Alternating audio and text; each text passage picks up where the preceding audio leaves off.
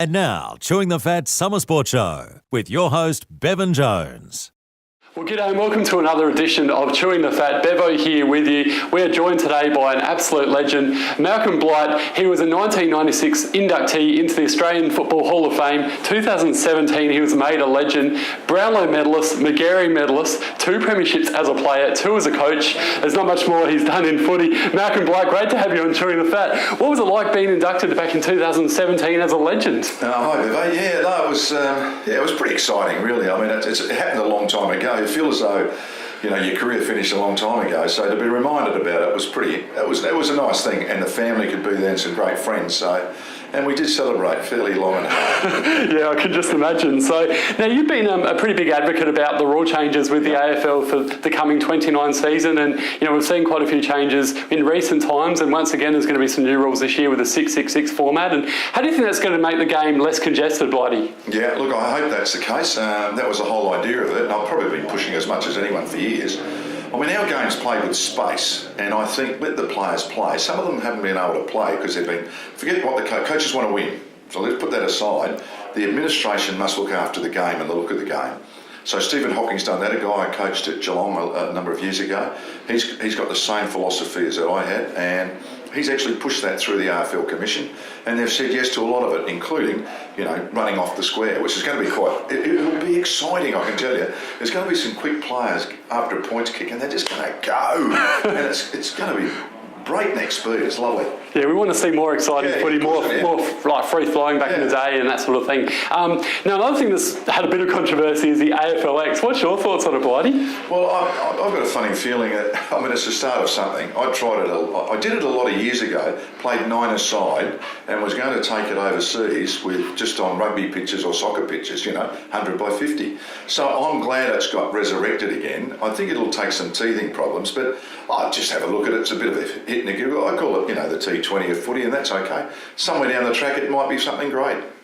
Now, you've had so many moments, of course, in footy, but I just want to share a couple of interesting ones in your coaching career. Now, the first one, everyone knows about David Pittman and that famous game when you told him that he was pathetic after the game. What's your relationship like with Pitto now, and where did this all come from, Blighty? Look, I think it's okay. He probably hates me deep down. I mean, he ended up playing in 2 premiership sides and never got dropped ever while I was there. So he became a very important player for the team. No, it was just that one of the problems I had with ruckmen, you know, and I think they're very important, so I rate them highly. Some ruckmen lean, some jump. I don't like the leaners. You know, just lean in and don't go hard every time. So from that point on, you ever look at any of David's footage, he actually jumps hard. That particular day, I didn't know it at the time, he said he was injured a bit, so that's why he struggled a bit. But you don't lean. You know, in my teams, I didn't want anyone to lean. I wanted them to jump and, you know, be physical about the whole thing. Yeah, that makes sense. And speaking of sprays, you gave an almighty spray many years ago to your Cats, and this is a classic. I love talking about this. You're playing against the Crows and you were down at half-time. You turned the lights off and gave them an almighty spray. Tell the listeners out there all about that. Yeah, well, it was a strange setup because when Crows came to Geelong, we'd flog them easy. But when we came to Adelaide at Football Park, we couldn't win. So I just got sick of losing one day, and I think just walked in and just shut the door, just the players, and then just turned the light off, you know, and just started screaming and hitting walls and smacking chairs, and blokes are jumping out. Couldn't see me. It was apparently quite funny. And the great Barry Stoneham, who was a fantastic player, we did an interview with him last year, and he said, Blighty, it was the frightened I've ever been on a footy. And he was frightened of no one. He was a big man mountain. So he said, I was frightened that day. It's really funny, isn't it, when you think about it? Yeah, it was just to make an effect. And did it win? Did we win? No, but we lost by less. Okay, so it works effectively. Yeah. Now, we were speaking off air about this, and a lot of people must remember this back in the day when Blighty was actually hosting for the very first time on TV on Channel 10, I believe, and the lights actually went out during a game at Waverley. Tell us more about that, Blighty. Yeah, no, it was. It was actually, that year was going to be an Olympic year later in the year. So Channel 7 asked me if I could start hosting some games at the grounds. So I said, oh yeah, of course, because the boys were going to be away calling the Olympics. So my very first hosting, I'd done some special comments before, but I had never actually hosted a game. That was the night Essendon and St Kilda, where the lights went out. like halfway through the second quarter, and I actually spoke on air for about 40 minutes, filled time. Where I got it all from, I don't know, but anyhow I did. And I said, oh, it's probably a car hit a pole, and it did, thank goodness no one died. Yes. And I said, I reckon they should play this on Tuesday, amongst a million other things. And I must say I was a bit of a smoker, so I had a cigarette lighter. So when they came back, I had the light on, the boys in the camera were on, with the lighter. So it went around the world, virtually before social media and all that. I was a worldwide phenomenon. Oh, what a way to host your first game of footy. Yeah. Now, before we let you go, Blighty, you do a show on Monday to Friday, Sportsday SA with David Wildy. Was previously Cornsey. How do you find the two, and between Cornsey and Wildy, and the difference between the two? Oh, look, it's been fascinating, actually. David played at North Adelaide, but the other thing David's done is he's commentated 30 SA NFL Grand Finals.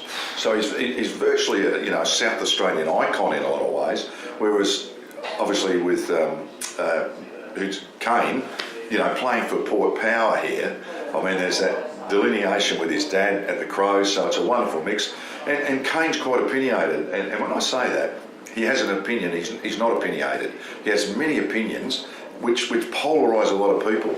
So he comes off a long run sometimes and has a whack.